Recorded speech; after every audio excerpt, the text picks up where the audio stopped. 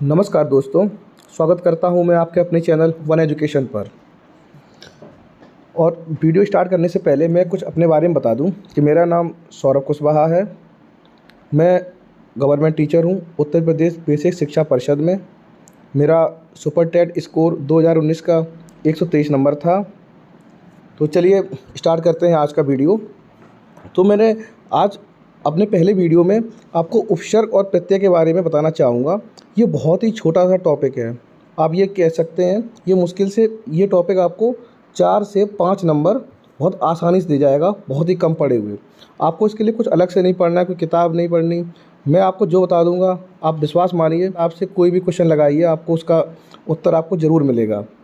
तो चलिए स्टार्ट करते हैं। उपसर्ग और प्रत्यय, जैसा कि आपको पता है यहाँ प्रीफिक्स और सफिक्स। उप प्लस सर्ग, उप का मतलब होता है निकट या समीप, सर्ग का मतलब रचना करना। तो अगर हम इसकी परिभाषा देखें, जो कोई ज़रूरी नहीं है, वो मैंने आपको अपने हिसाब से ही बताई है। जो किसी शब्द के आगे जुड़कर उसका अर्थ बदल देते हैं उनको हम कहते हैं उपसर्ग। मतलब वो शब्द जो किसी शब्द के आगे जुड़ जाएं तो उसका अर्थ पूरी तरीके से बदल देते हैं। जैसे आप मान के चलिए अपमान, ठीक है, तो आपने कई बार सुना होगा मान। अगर हम मान के आगे में अप लगा दे रहे हैं तो उसका पूरा अर्थ से अनर्थ हो जा रहा है, ठीक है। तो वो हुआ आपका अपमान। तो अप इसमें क्या हुआ, उपसर्ग, और मान हुआ आपका मूल शब्द, ठीक है। मूल शब्द का कोई ना कोई अपना खुद का वजूद या खुद का अर्थ होगा, ठीक है। और आगे देखते हैं उपसर्ग। संस्कृत में होगी उपसर्ग 22 तारीख से, हिंदी में 13। तो संस्कृत में वो 22 उपसर्ग कौन सी हैं जिनसे पूरा 90% पेपर लगभग इन्हीं संस्कृत की उपसर्गों से आता है। तो अगर आप वो एक बार आप दिमाग में रख लेंगे तो मेरे हिसाब से ये पूरा टॉपिक आपका यहीं ख़त्म हो जाएगा। उपसर्ग पूरा टॉपिक इसी से जुड़ा हुआ है, 90% पूरा आप यहीं ख़त्म कर देंगे। देखिए आप, यहाँ है प्रा, परा, अप, सम, अनु, अब, निश, निर, दुर, दर, वि, आ, नी, अधि, अभि, अति, प्रति, परि, शु, उद, उद, उप। अब देखने में तो आपको ये बहुत लग रही होंगी कि कैसे याद करें। इनका सिंपल तरीका है, कुछ नहीं करना आपको, बस आपको 4 से 5 बार आपको एक लय में, जो कि मैंने यहाँ पे चिन्ह भी इनको किया है कि किसको किसके साथ में बोलना है, बस 4 से 5 बार इनको आप एक लय में बोल दीजिए। बस आपको आपके कहीं ना कहीं आपके मन में ये स्थिर हो जाएंगे। जैसे प्रा, परा, अप, सम, अनु, अब, निस, निर, दुस, दुर, वि, आनी, अधि, अभि, अति, प्रति, परि, शु, उद, उद, उप। अब एक बार हम फिर से इसी को रिवाइज करते हैं। प्रा, परा, अप, सम, अनु, अब, निस, निर, दुस, दुर, वि, आनी, अधि, अभि, अति, प्रति, परि, शु, उद, उद, उप। देखिए है ना कितना आसान। तो इसी प्रकार से हम एक बार और देख लेते हैं। प्रा, परा, अप, सम, अनु, अब, निश, निर, दुस, दुर, वि, आ, नी, अधि, अभि, अति, प्रति, परि, शु, उद, उद, उप। हो गई 22। तो देखिए आप इनको बस अपने मन में रखे रहिए, इसी से ही सारे आपके शब्दों में जो भी उपसर्ग लगी होंगी आप तुरंत उसको पहचान सकेंगे। देखते हैं आगे, आपको मैं कुछ एग्जाम्पल दिखा देता हूँ अभी 2-3, जो कि मैं वीडियो के लास्ट में आपको उन्हीं एग्जाम्पल से समझाऊंगा। तो अभी 2 या 3 आप केवल समझ लीजिए, केवल उसी से। देखिए मुझे पता है आ जन्म। देखिए जन्म से पहले मैंने क्या लगा दिया, आ, तो क्या हो गया आ जन्म। जैसे मरण से पहले आ लग गया तो आ मरण। ऐसे ही अवरोही, अब इसकी क्या है उपसर्ग, अवतार, ठीक है। तो इसमें हम क्या पहचान लेंगे कि जैसे मैंने 22 उपसर्ग पढ़ी थी उसी में ही है ना ये अब। तो तो आप तुरंत एक बार में समझ जाएंगे कि हाँ, कि सर देखिए ऐसे बना हुआ है ये। जैसे उपवन, उपकार, इसमें आप पहचान लेंगे उप है, ठीक है। जैसे इसमें देखिए अनुचर, तो इसमें क्या होगा अनु, अनुयायी, अनु, तो इसमें क्या होगा अनु उपसर्ग होगी, ठीक है। तो अब हम देखते हैं कि इन उपसर्गों की मदद से हम बहुत सारे शब्दों को भी पहचान सकते हैं।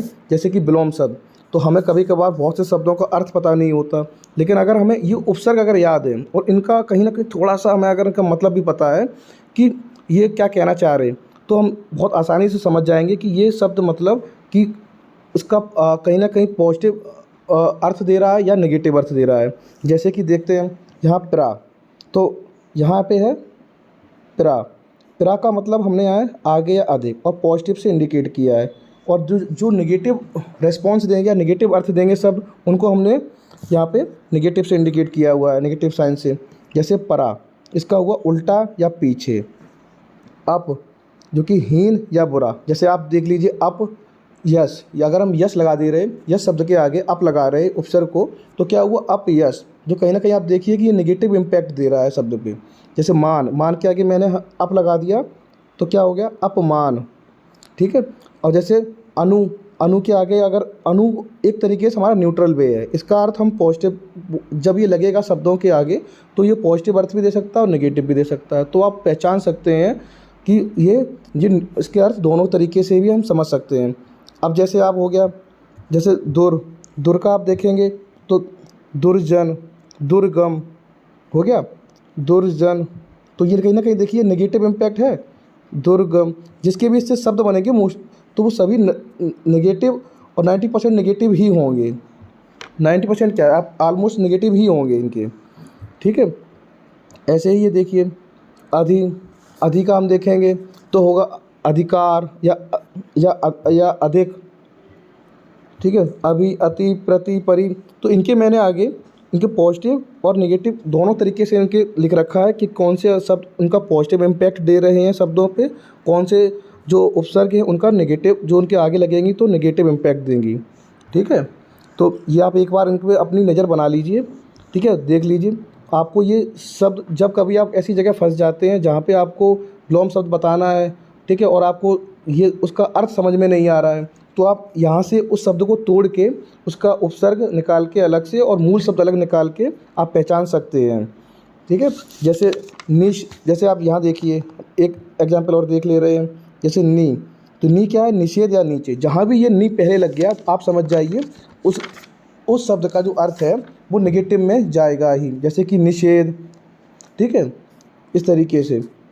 अब हम चलते हैं कुछ एग्जाम्पल की ओर में।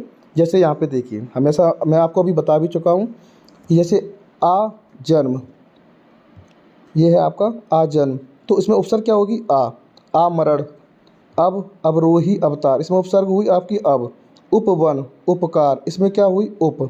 ऐसे ही संहार, संपूर्ण, तो सम, तुरंत आप अपने मन में क्लिक करेंगे कि इसकी उपसर्ग क्या हुई, तो आपको याद आ जाएगा जो आपने 22 उपसर्ग याद की थी कि सम, ठीक है। ऐसे ही अनुचर, अनुयायी में क्या होगा अनु।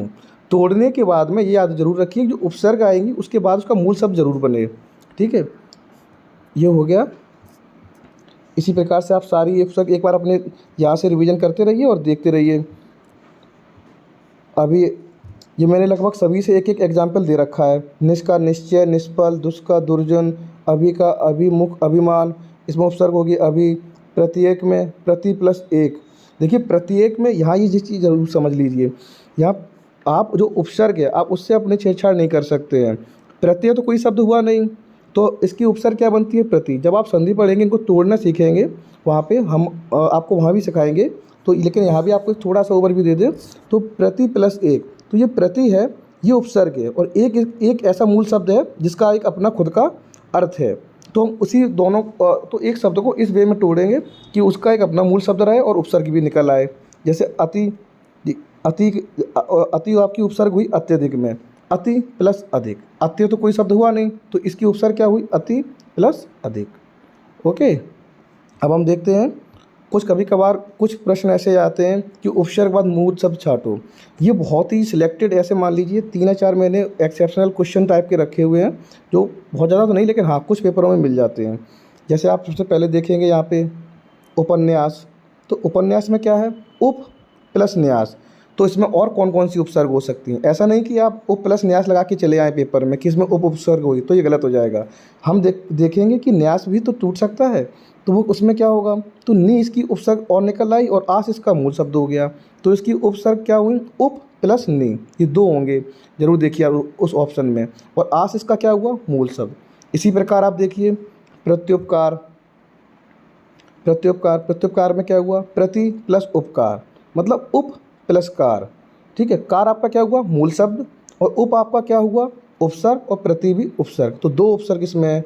इसी प्रकार समालोचना, तो सम प्लस आलोचना, तो हम चेक करेंगे कि इस आलोचना में भी तो कहीं ऐसा नहीं कि उपसर्ग भी है और मूल शब्द और छिपा हुआ है। ज़रूरी नहीं कि एक शब्द में एक ही उपसर्ग हो सके। तो जैसे आलोचना में आ भी आपका निकल आया और लोचना भी निकल आया, तो आ आपकी उपसर्ग हो गई और लोचना जो मूल शब्द है जिसका कोई एक अपना अर्थ है, ठीक है, वो आपकी मूल शब्द है। ठीक है। अब हिंदी उपसर्ग के बारे में बात करें तो हिंदी उपसर्ग बहुत ज़्यादा इंपॉर्टेंट नहीं और इनको बहुत ही आसानी से आप पहचान सकते हैं। और ये पेपर में लगभग आप ये मान लीजिए 99% आप खुद से ही पहचान लेंगे, इसके लिए कोई ट्रिक और कुछ नहीं। जैसे इसमें आप चेक कर लीजिए, मैंने सारी तो उपसर्ग नहीं लिखी हिंदी की, लेकिन हाँ कुछ हैं क्योंकि आपको आइडिया देने के लिए। जैसे आपसे पूछा जाएगा कि अनजान में कि कौन सी उपसर्ग है, तो आप तुरंत ना लगा लेंगे कि इसको पहले दो हिस्सों में तोड़ेंगे, अन प्लस जान। तो जान का एक अपना अर्थ है, ठीक है, और अन आपकी उपसर्ग हो गई। जैसे अनचाहा, तो अन आपकी उपसर्ग हो गई और चाह आपका मूल अर्थ हो गया जिसका कोई एक अपना पर्टिकुलर अर्थ है। जैसे दादा, दादा का आगे हमने लगा दिया पर, तो हो गया आपका वो परदादा, ठीक है, जो कि पर उपसर्ग होगी और दादा मूल शब्द हो गया। जैसे परलोक, तो परलोक में क्या है, पर उपसर्ग हो गई, लोक आपकी मूल शब्द हो गई।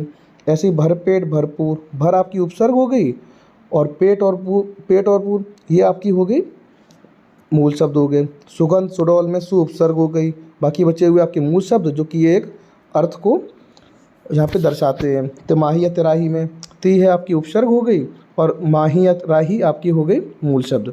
तो मैं उम्मीद करता हूँ कि आपको इस वीडियो से काफ़ी कुछ समझ में आया होगा और आप केवल इस वीडियो को एक बार देख लीजिए, एग्ज़ाम से पहले आपको 70 से 80% लगभग क्लियर हो जाएगा। फिर आप जो चाहें जिससे चाहें जिस बुक से चाहें प्रैक्टिस कर सकते हैं, ठीक है, और ऑलमोस्ट लगभग 99% क्लियर हो ही जाएगा। और बाकी अगर आपको कोई भी डाउट हो तो आप कमेंट बॉक्स में ज़रूर बताइए, ठीक है, और बाकी आप चैनल को देखते रहिए, लाइक एंड सब्सक्राइब करिए। थैंक्स दोस्तों।